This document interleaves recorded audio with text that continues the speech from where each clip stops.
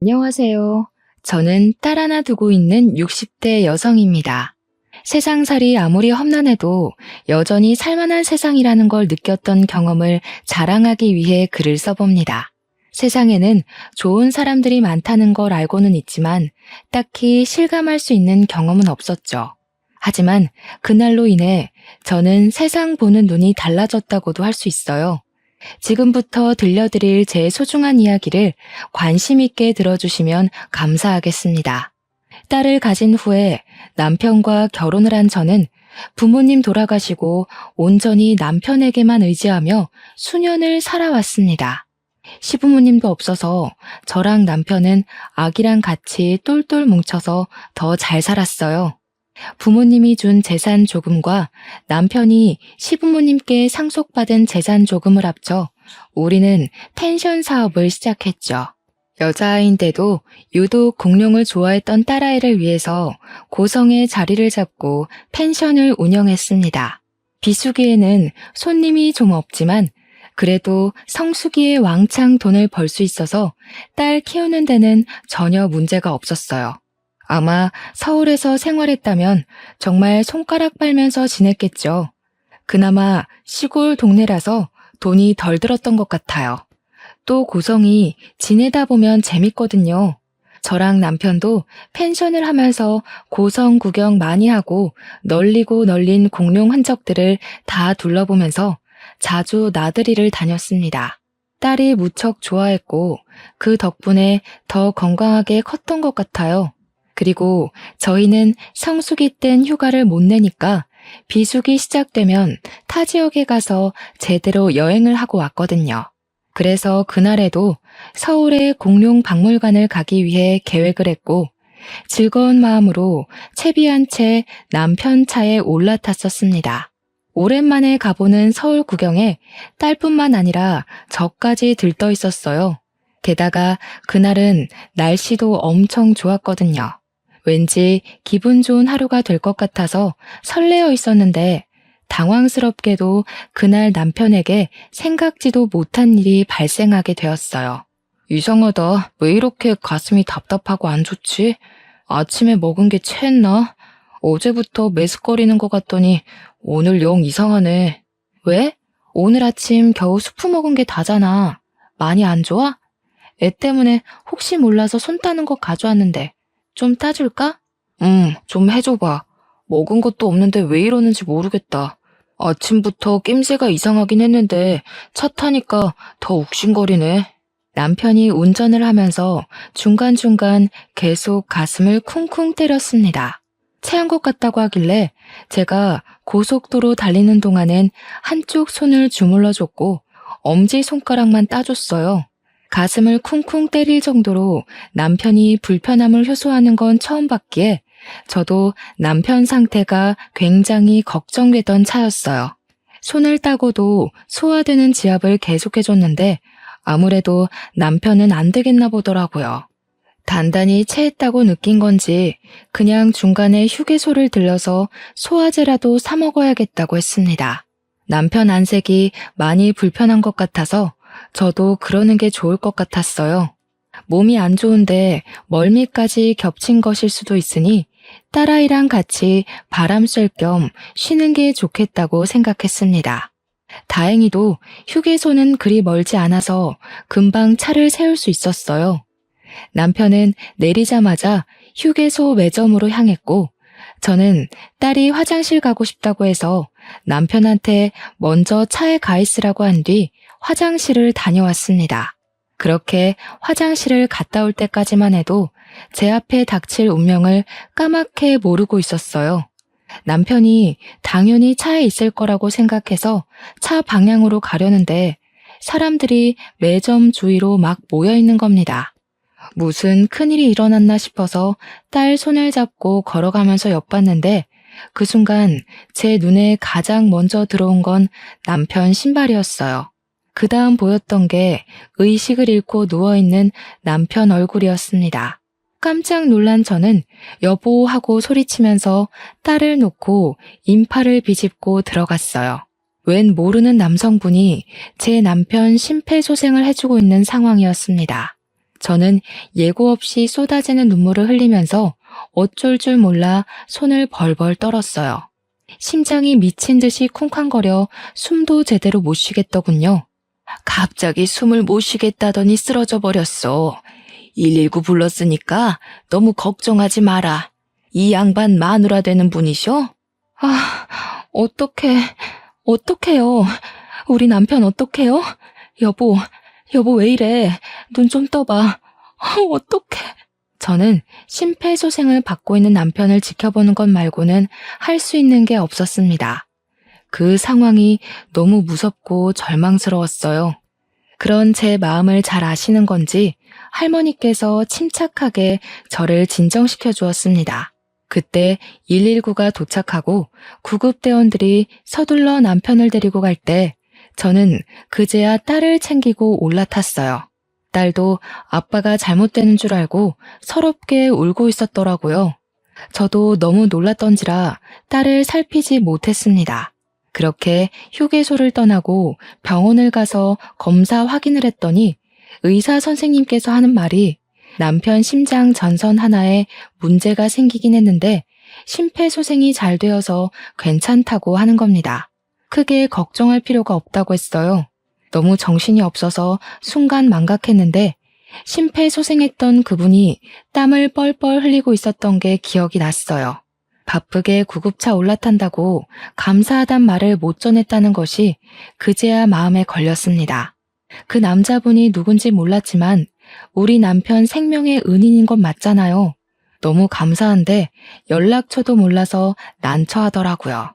꼭 감사했다고 말씀드리고 싶은데 그땐 머릿속에 남편밖에 없었기에 어떻게 만나서 감사 인사를 전해야 할지 막막했습니다. 일단은 그보다 급한 것이 또 있었어요. 구급차를 타고 오는 바람에 모르고 있었는데 나중에 남편 신분증 찾는다고 주머니를 뒤졌는데 남편 지갑도 없고 게다가 휴게소에 차를 두고 와버렸더라고요. 저는 지인의 도움을 받아서 일단 남편 차를 먼저 챙기기로 했어요. 늦은 시간이라 그때 그 할머니랑 남성분이 있을리 만무하겠지만 혹시나 싶어 슬쩍 둘러는 봤습니다. 역시나 없길래 매점에 맡겨진 지갑과 차를 끌고 돌아왔어요. 괜찮을 거라는 의사 말대로 남편은 금방 의식을 찾았습니다. 남편이 그날의 기억을 잘 못하길래 제가 생명의 은인 얘기들을 막 해줬어요. 남편도 얼굴 못 본 그분들에게 감사 인사를 전하고 싶어 하더라고요. 그런데 아쉽게도 저는 방법을 찾지 못했습니다. 그래서 남편이랑 둘이서 그 감사함을 마음에 담아두고만 있었어요. 그 후로 딸에게 공룡 박물관 데려가지 못한 미안함이 남아서 그걸 선물로 풀어주느라 은인에 대한 생각은 잠깐 잊고 지냈어요. 그런데 며칠 뒤 남편과 잠자리에 들려고 할 때쯤이었습니다. 모르는 번호로 남편한테 전화가 왔는데 그때 저도 옆에 있어서 들을 수 있었는데요. 나예요. 그때 휴게소에서 쓰러진 애기 아빠 전화 맞지? 어디 몸은 좀 괜찮은가 싶어서 전화해봤는데. 아, 예. 혹시 그때 휴게소에서 아내 곁에 계셔주셨다는 할머님 맞으시죠? 아유, 덕분에 살았다고 연락 꼭 드리고 싶었는데 이렇게 연락이 닿을 줄은 상상도 못했네요.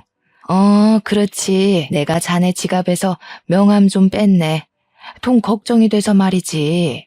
나도 이 나이까지 먹으면서 젊은 총각이 길거리에 픽 쓰러지는 경우는 처음 봐서 얼마나 놀랐는데 목소리 괜찮은 거 들으니까 마음이 놓이네. 정말 덕분에 살았어요. 그때 저희 식구들 다 정신이 없어서 감사 인사도 못 드렸습니다. 정말 죄송해요. 감사해요. 그리고 혹시 저한테 심폐소생술 해주신 분과는 아는 사이인가요? 저희가 그분께도 꼭 감사 인사를 하고 싶어서요. 그 사람? 내 아들놈이야. 의사 일을 하고 있어서 맨날 심폐소생술 하니까 별로 힘들지도 않았을겨. 감사 인사는 내가 전해줄게. 지금은 아기 아빠 몸 걱정만 해. 나도 기절 한번 해본 적이 없는데 젊은 사람이 벌써 몸이 엉망이면 쓰나. 감사합니다. 정말 감사합니다. 제 생명의 은인이세요. 복 받으실 거예요. 아들분께도 꼭 제가 감사했다고 전해주세요. 직접 얼굴 보고 인사드리고 싶지만 바쁘실 것 같아서 이렇게만 말씀드리는 거 죄송해요. 남편은 할머니가 보이지도 않는데 자세를 바로 하면서까지 고개를 연신 숙였습니다. 영영 생명의 은인분들에게 인사를 못 드리게 될 줄 알았는데 그날 밤 연락이 와서 저랑 남편 둘 다 많이 놀랐어요. 할머니 말로는 남편 추후가 걱정되고 궁금해서 지갑에서 명함 하나쯤은 빼도 될 것 같아 손을 댔다고 하더라고요. 남편 지갑에 손을 대준 것이 감사했던 적은 또 처음이었어요. 어쨌든 저도 남편이 전화 끊기 전에 할머니 목소리 듣고 싶어서 폰을 넘겨받아 인사를 드렸습니다. 할머니는 마치 저와 남편의 가족이라도 되는 것처럼 건강을 많이 걱정해줬어요. 딸도 있으면서 부모가 건강해야지. 딸이 엄마 아빠 닮아서 아주 예쁘던데. 그렇게 예쁜 자식 울리면 좋은 부모 못 되는 거야. 딸한테만 투자하려고 하지 말고 자네들 몸 관리도 같이 신경 써. 가족 하나 잃는 것만큼 식구들에게 못할 짓은 없다. 할머니는 저희에게 참 감사한 충고를 해주고는 전화를 끊으셨습니다. 그 따뜻하고 마음이 너무 고마워서 저랑 남편은 새삼 눈물을 찔끔 보였어요. 그리고 할머니 말대로 건강검진을 소홀히 하지 않으며 살았습니다. 그때는 그저 정말 고맙고 따뜻하신 분이구나 그렇게만 생각하고 지난 일이라 넘겼습니다. 감사 인사도 드렸으니까 더더욱 마음에 남은 무거운 빚은 없었죠. 그리고 저희는 또 일상을 살아갔어요.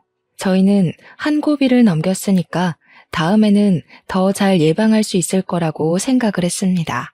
그렇게 할머니 말씀대로 남편이 특히 직장과 검진을 병행하면서 주기적으로 검사를 받았는데요.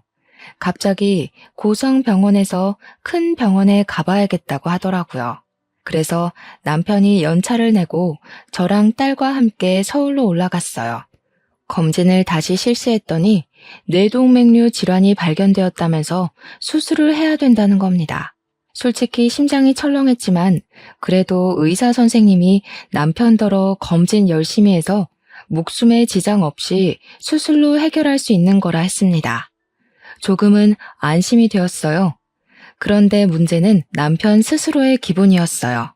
남편은 평생 감기도 잘 안 했었는데 갑자기 이렇게 아프니까 스트레스를 많이 받았나 보더라고요. 수술을 하고 입원해 있는 동안 부쩍 기운이 빠져갔습니다. 내가 벌써 이러면 안 되는데 미안해 여보. 나 참 볼품없는 가장이지. 당신한테 힘이 돼주고 싶은데 이렇게 병든 닭이 돼버려서 미안해. 무슨 소리야. 그런 말 하지 마. 당신 덕분에 나랑 딸이 버티고 살고 있는 건데 왜 그런 마음 약한 소리를 해. 누구나 아플 수 있는 거야. 미안하면 더 힘내서 빨리 나을 생각이나 해. 남편은 결국 건강상 문제로 큰 병원에서 쉬는 게 좋을 것 같아 서울병원으로 입원을 했습니다. 저랑 딸만 고성에서 펜션 하면서 남편 병원비를 위해 알뜰하게 살았죠. 저는 정말 남편만 힘을 낼 수 있다면 혼자 고생해도 상관이 없었어요. 우리 딸이 갓난아기라서 매일 시달리고 있어야 되는 것도 아니었고 돈 아껴 산다고 굶어 죽는 것도 아니었으니까요. 다만 한 가지 힘든 점이 있다면 시기가 하필 성수기가 아니라는 것이었습니다. 장사가 돈이 안 되니까 남편 병원비 마련하는 것이 좀 빠듯했어요. 그래도 남편한테는 티를 안 냈습니다. 남편이랑 매일 연락하면서 기운을 주고 싶었어요. 그런데 아무래도 남편이 아픈 데다가 혼자 있다 보니까 심리적으로 많이 우울한가 보더라고요. 공황장애 비슷한 걸 겪고 있다는 소식을 뒤늦게 알았습니다. 큰 병원이라서 정신과까지 동원이 되어 남편이 약을 먹고 있다고 하네요. 병원비 많이 들어도 괜찮으니까 필요한 치료 있으면 뭐든 다 하겠다고 해. 우리 딸 생각하면서 건강만 회복해줘. 할머니께서 그랬잖아. 애한테 부모가 없으면 그것만큼 큰 나쁜 부모는 없다고. 무슨 말인지 알지? 그렇지. 가장으로서 참 면목이 없다. 내가 어떻게든 우리 가족 책임질게. 당신이 조금만 애써서 우리 딸 좀 잘 봐주고 있어. 당연하지. 당신이야말로 우리 걱정하지 말고 기운내. 돈 걱정은 진짜 안 해도 되니까 마음 놓고.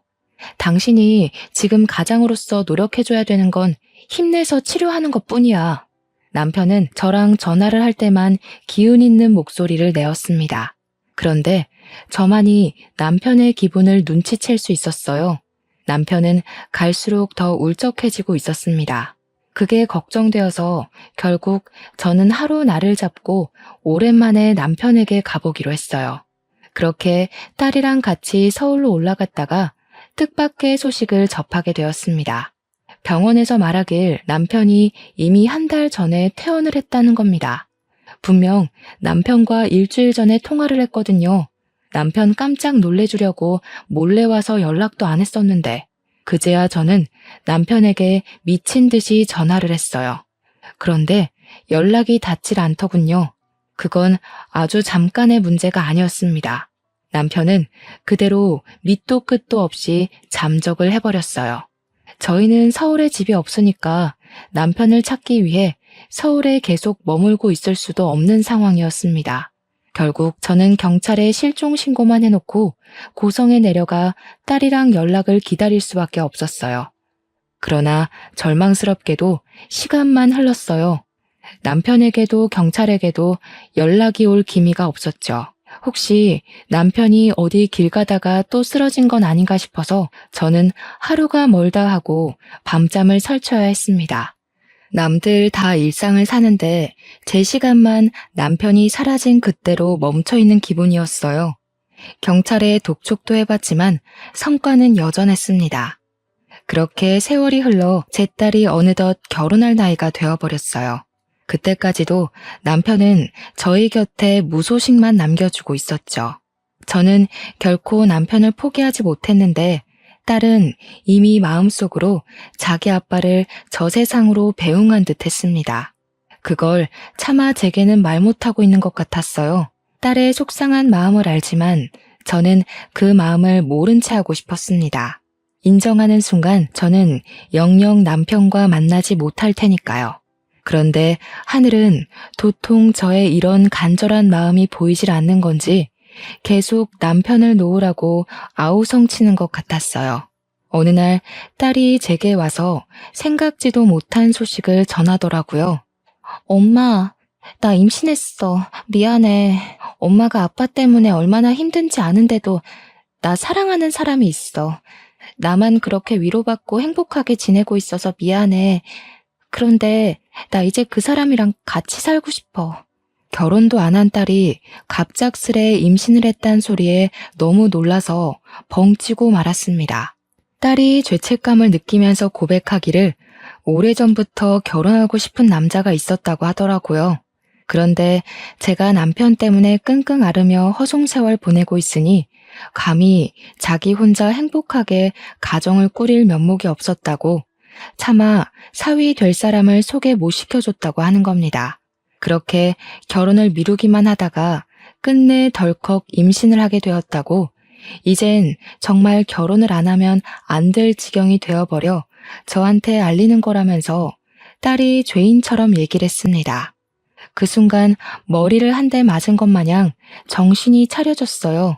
남편의 부재로 인해 세상에서 저만 불행하고 가장 힘들다고 생각했고 딸만큼은 아빠의 부재를 못 느끼도록 최선을 다하고 있었다 생각했는데 정작 저는 딸의 인생을 외롭게 만들고 있었던 겁니다. 혼인신고 먼저 하기로 했어. 결혼식은 급한 거 아니니까 그 사람도 기다려준대. 엄마 괜찮아지면 그때 결혼식 하려고. 아니다. 우리 딸 좋을 대로 해야지. 엄마가 너무 엄마 생각만 했네. 미안하구나. 우리 딸이 벌써 이렇게 커서 시집 갈 때가 된 줄도 모르고. 그래서 남자 쪽은 뭐 하는 집안이야? 믿을 만한 사람인 거야? 응, 병원 하신대. 엄마만 괜찮다고 하면 그 사람 소개해 줄 수도 있어. 이번 주에 집에 데려올까? 잠깐만. 뭐 병원? 그럼 잘 사는 사람들일 거 아니야. 그런 집에서 우리 집안이랑 사돈을 맺겠다 했다고? 우리 뭐 하는 집인지 말해줬어? 당연하지. 내가 아버님, 어머님 다 만나봤었는데 정말 좋으신 분이야. 형편 때문에 사람 판단하는 그런 분들 절대 아니셔. 봉사도 많이 하시고 이미 우리 아빠가 수십 년째 나타나지 않는다는 것도 알고 계셔. 다 이해해 주신다고. 아유, 안 된다. 그런 사람들이 봉사를 해봤자지. 다 인터넷에 올라오고 병원 이미지 좋게 만들려고 그런 거라고. 그 사람들이 뭐가 아쉬워서 펜션하는 집안이랑 사돈을 맺으려고 하겠어? 딸, 이 결혼 다시 생각해보면 안 될까? 그래도 엄마는 수준이 맞는 집안이랑 했으면 좋겠는데. 그런 사람들 아니라니까. 엄마는 아빠 살려준 분들이 의사라면서 어떻게 의사를 그렇게 생각해? 그리고 어머님, 아버님은 힘든 사람들 병원비 안 받고 진료도 봐주고 수술도 해준대. 엄마도 딱 만나보면 느낄 거야. 큰 병원 아니고 서울 변두리에서 하는 동네 병원이거든. 동네 병원이든 대학병원이든 다 같은 의사라고 생각했습니다. 아무리 이미지 좋은 의사라도 식구가 되면 얼굴색 달라지는 의사들. 뉴스에서 수도 없이 봤었어요. 아빠가 없는 애를 왜 굳이 병원 집안에서 결혼을 하려고 하는지 이해가 안 되더라고요. 저는 혹시나 딸이 결혼하고 나서 시댁에 잡혀 살까봐 그게 가장 큰 걱정이 되었습니다. 이제 저한테 가족은 딸밖에 없다고 해도 무방한데 그 유일한 딸까지 내가 지키지 못하는 꼴이 될까봐도 걱정을 했어요. 하지만 어쩌겠어요. 딸은 이미 임신을 해버렸고 저를 위해서 몇 년을 참고 기다렸다는데요. 일단 엄청나게 큰 병원이 아니라 그냥 동네 외과 정도라니까 한 발 양보해서 결혼을 허락해 주었습니다. 그리고 그날 밤, 저는 결국 남편의 사망을 받아들여야 했고 딸을 위해서라도 남편을 놓아주어야 했어요. 남편이 보고 싶어서 정말 많이 울면서도 우리 가족 책임진다고 해놓고 사라져버린 남편이 원망스럽기도 했습니다. 딸이 상견례 날짜를 잡았다고 말해주고 난 후 저는 그때까지라도 마음을 추스르려고 노력 많이 했습니다. 그렇게 저의 감정 절반을 포기하며 지내던 어느 날이었어요. 모르는 번호로 연락이 온 겁니다. 딸에게 줄 몸보신 요리를 하던 중에 받았는데 그 안에서 들려오는 목소리는 저를 주저앉게 만들었어요. 발신자는 다름 아닌 남편이 휴게소에서 처음 병환 증세가 왔을 때 남편을 살려주신 할머니였습니다. 휴게소 때로부터 무려 14년이 지난 날에 온 연락이었어요. 내가 죽기 전에는 그 양반 잘 살고 있는지 알고 죽어야 쓰겄다. 요즘은 어떻게 지내고 있어? 아기 엄마도 잘 지내고 있는 거야? 조그맣던 딸내미도 많이 컸겠네. 할머님께서 어떻게 제 번호까지? 할머님은 건강하게 잘 지내고 계세요?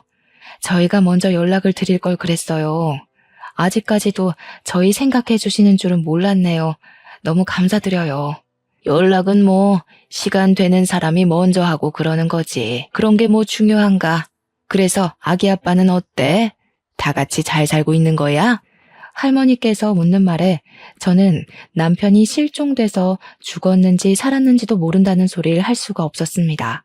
이렇게 시간이 흘렀는데도 할머니께서 저희 안위를 걱정해 주시는 거면 솔직하게 남편 소식을 말했을 때 왠지 할머니가 마음 편히 못 지낼 수도 있을 것 같다는 생각이 들었거든요. 그래서 결국 할머니께 거짓말을 해버렸고 우리 모두 잘 지내고 있다고 답했습니다. 할머니를 위해서 그게 저만의 최선이라고 생각했어요. 저는 우리 집안 신경 쓰지 마시고 할머니 건강 걱정하면서 지내길 바랬죠. 할머니를 생각해서 겨우 울음 삼켜가며 말을 했는데 정작 할머니는 대답이 없었습니다. 그러다 갑자기 한숨을 푹 쉬면서 저를 향해 혀를 끌끌 차셨는데요. 가여워서 어쩌나. 아무래도 내가 가만히 있으면 안 될 문제 같네. 내가 이번 주에는 중요한 약속이 있어. 그 일 끝나면 다시 연락할 테니까 기다려라. 뜬금없는 말이라고 생각했습니다.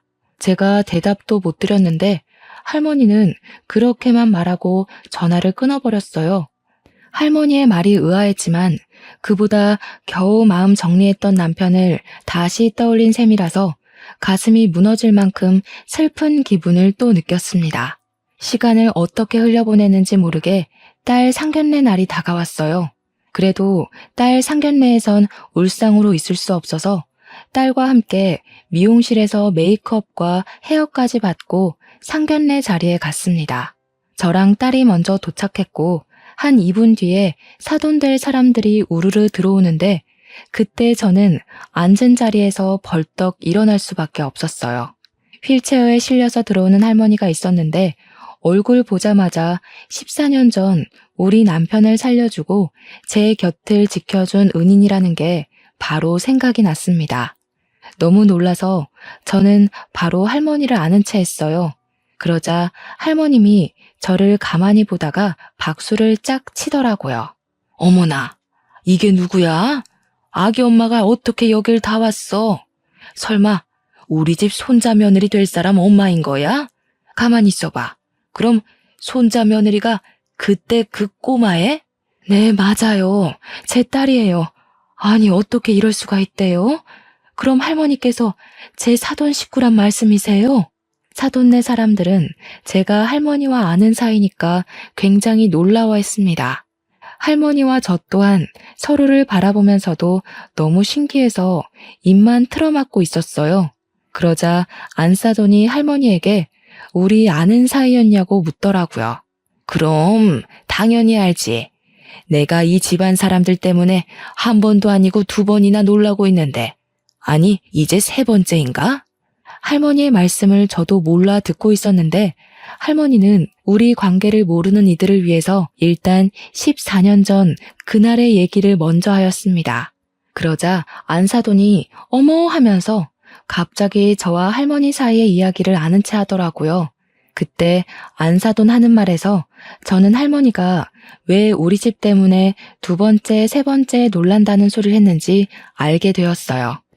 어머님, 혹시 그분 말씀하시는 거세요? 아버님 병원에서 지내는 분이요? 그래. 아이고, 이렇게 만날 인연이었으면 내가 진작에 그 양반한테 알려줬을 텐데. 그 양반 아무것도 모르고 또 가족 사진만 들여다보고 있을 거야, 둔치처럼. 할머니가 말하는 사람을 안사돈도 알고 바깥사돈도 알고 사위까지 알고 있었어요. 저랑 딸만 당장 무슨 소린지 못 알아듣고 있는 그때 할머님이 저를 휠체어 가까이로 오라고 손짓하셨습니다. 그리곤 제 2손을 꼭 붙잡아 주셨어요. 이 가여운 거사, 식구들이 어쩜 다 그렇게 착해 빠졌어. 네 속 썩어가는데 내 속 다를까봐 거짓말을 했던 거야? 네 서방되는 놈을 내가 데리고 있는데 잘 살고 있기는 무슨. 네? 그게 무슨 소리세요? 제 남편 말씀하시는 거예요? 지금 제 남편이랑 같이 있다는 거예요?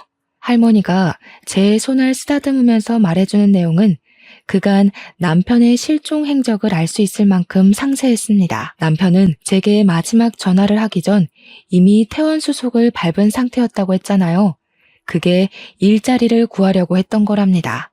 거액의 병원비를 저 혼자 감당하고 있는 게 미안했던 것 같아요. 그렇게 무작정 퇴원해버린 남편은 일자리를 알아본다고 경비직 같은 걸 구했는데 그게 놀랍게도 바깥사돈 병원의 경비직 자리였다고 했어요.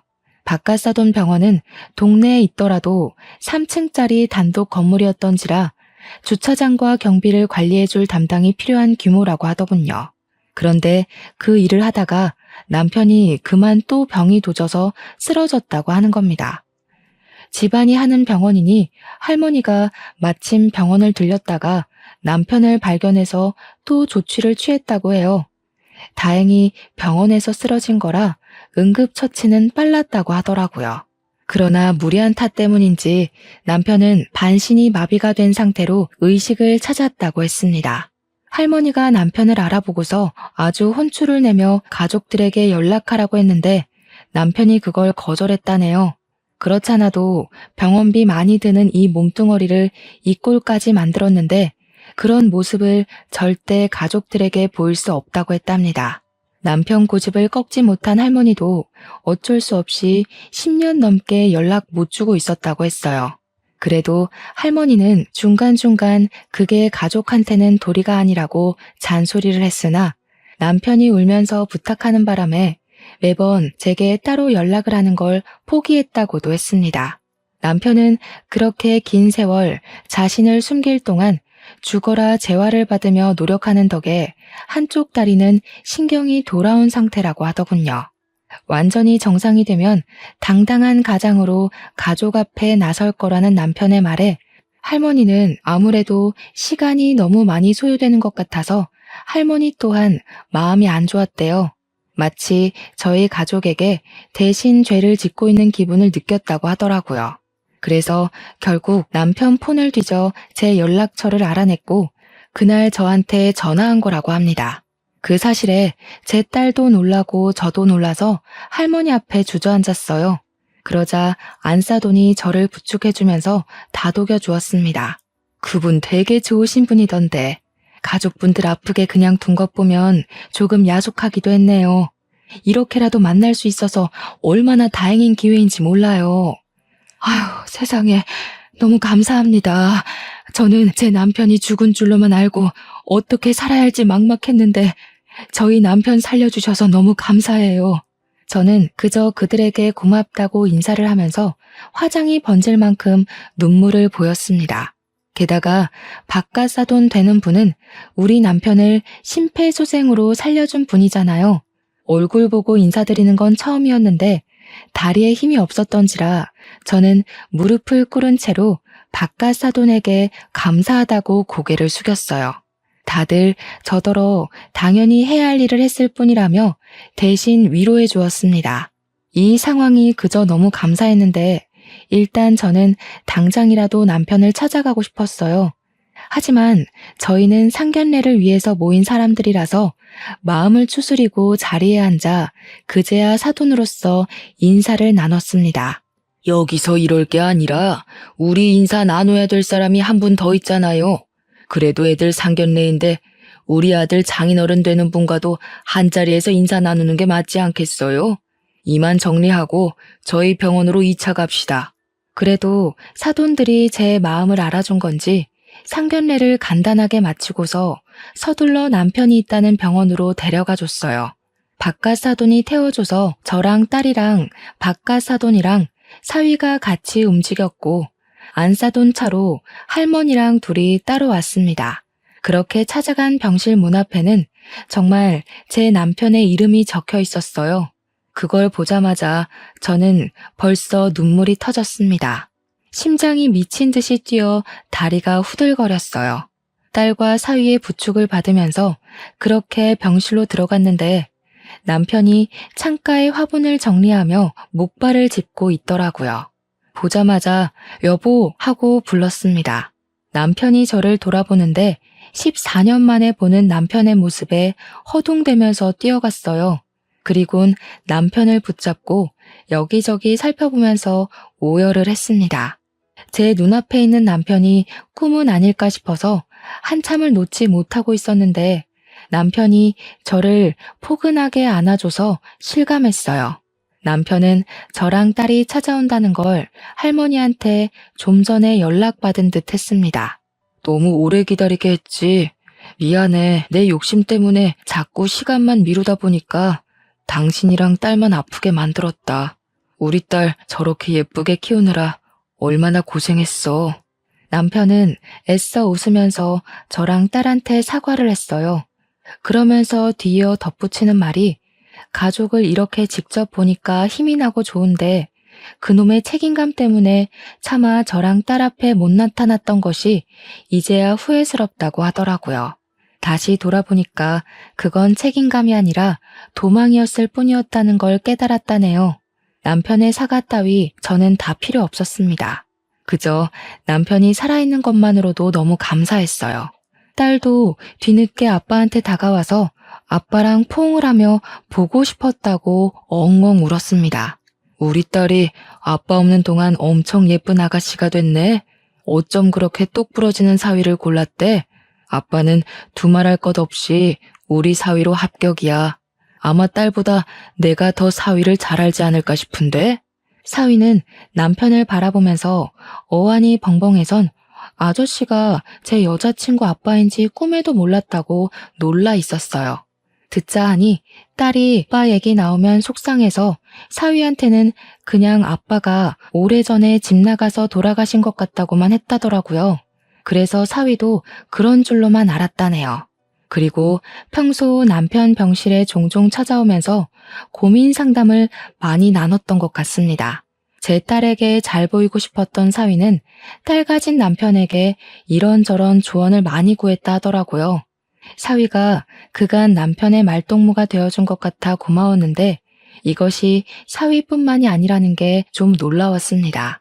할머니도 남편이 우울증 안 걸리게 케어해준다고 마실 나오는 겸 남편에게 엄마 노릇을 해주었고 사부인도 가끔씩 남편이 먹고 싶다는 도시락을 싸주고 그랬다 하네요.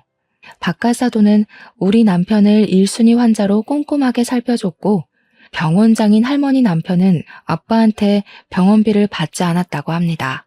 대체 얼마나 많은 은혜를 받은 건지 가늠을 할 수가 없었어요. 그저 사돈 식구들에게 너무 감사해서 몸둘 바를 몰랐습니다. 남편도 우리 가족한테 미안한 마음에 늘 마음속 응어리를 담아두고 살았는데 이렇게 얼굴 보니까 그간의 스트레스와 우울증이 다 씻겨가는 것 같다고 자기가 여태 잘못 판단했다는 걸 자각했어요. 그때 할머니한테 또 잔소리 들으면서 엉덩이를 한 대 맞았네요. 남편도 생명의 은인들이 졸지에 사돈까지 돼버린 일에 신기해하긴 했어요. 그리곤 너무 큰 빚을 졌다면서 우리 딸 잘 부탁드린다고 고개를 숙였습니다. 저 또한 감사해서 사돈 어른들과 일일이 악수를 하며 인사를 했고 할머니 앞에선 무릎을 꿇고서 할머니 손을 잡고 눈물을 터뜨렸어요. 우리 가족 할머님 아니었으면 다 무너졌을 거예요. 정말 감사합니다. 할머니께서 저희 가족 다 살려주셨어요. 죽을 때까지 할머니는 잊지 않고 기억할게요. 그래, 이제 사돈 됐으니까 나한테 많이 갚아주면 되겠다. 설마 기억만 해주고 두 손 놓고 있는 건 아니지? 이 늙은 애미랑 놀아주러 자주 와야 돼. 저는 울음 때문에 대답을 할 수 없어서 고개만 연신 끄덕였습니다. 그때 남편은 목발을 짚고 와서 박가사돈 손을 꼭 잡으며 말하더라고요. 박가사돈, 그때 저 심폐소생술 해주신 덕분에 제가 지금 이렇게 가족들 볼 수 있네요. 정말 제 생명의 은인이십니다. 사돈 식구들 다 제 은인이에요. 다시 한번 감사해요. 전 그냥 의사로서 해야 할 도리를 한 건데요, 뭘. 오히려 저희가 고맙죠. 하나밖에 없는 귀한 딸 보내주시는 건데. 모든 게 제자리를 찾았고 제 시간도 남들처럼 똑같이 흘러가게 되자 저희 딸은 상견례 끝나고 바로 결혼식을 준비할 수 있었습니다. 남편은 딸과 함께 행진하기 위해서 그때까지 열심히 재활을 했어요. 사돈네 집안은 동네에 있는 작은 외과도 있었지만 알고 보니 서울에도 아주 크게 병원 하나가 더 있더라고요. 박가사돈이 주로 남편 입원해 있는 동네 병원에 장을 맡고 있고 할머니 남편 되시는 분이 서울 큰 병원에 장으로 있다고 했습니다. 우리 남편한테 돈 받지 말라고 하신 분이 생각보다 더 대단한 분이라서 얼마나 깜짝 놀랐는지 몰라요. 그분들은 무료 진료라고 우리 남편을 소홀히 봐주시는 것도 아니었어요. 의료기술 총동원해서 우리 남편의 재활에 전액을 다 지원해주고 있다고 들었습니다. 남편은 마음 좋은 사람들이 이렇게까지 도와주니까 더 열심히 해보겠다며 땀 뻘뻘 흘리며 재활을 했어요. 가족이 나타나자 더 힘을 얻은 남편은 끝내 행진 때 목발 하나에만 유지한 채 그 기다란 버진대로를 딸과 함께 걷는 걸 성공했습니다. 원래는 몇 걸음 걷지 못하고 금방 휠체어에 앉는다고 하더라고요. 그런데 결혼식 끝나는 내내 준비하고 있던 휠체어는 쓸모가 없었을 만큼 남편은 목발로도 잘 걸어 다녔어요. 저희 모두가 한마음 한뜻으로 기뻐서 눈물을 흘렸었습니다.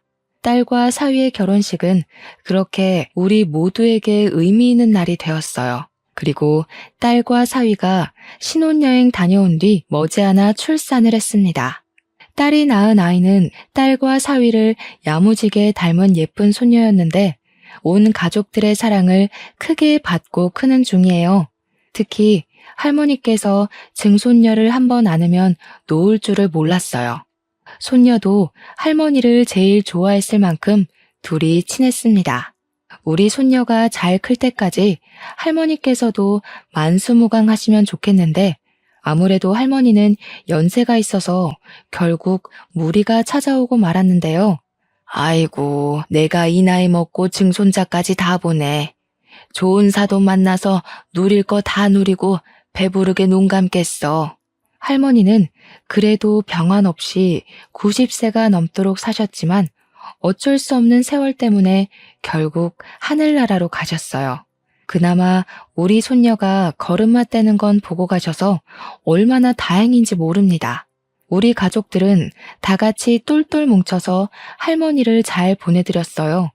장례식장에서도 사돈네 사람들보다 우리 식구가 더 많이 울었는데 특히나 남편이 3일 내내 정신 못 차릴 만큼 오열하고 슬퍼했습니다.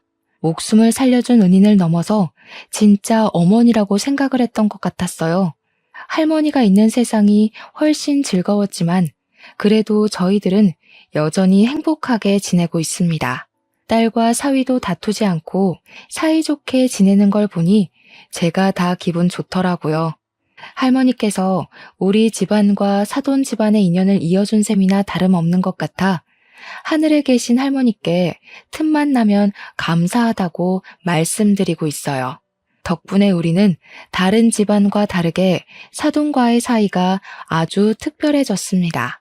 마치 대가족이 된 것처럼 저희는 자주 연락하고 같이 놀러 다니고 주기적으로 식사를 합니다.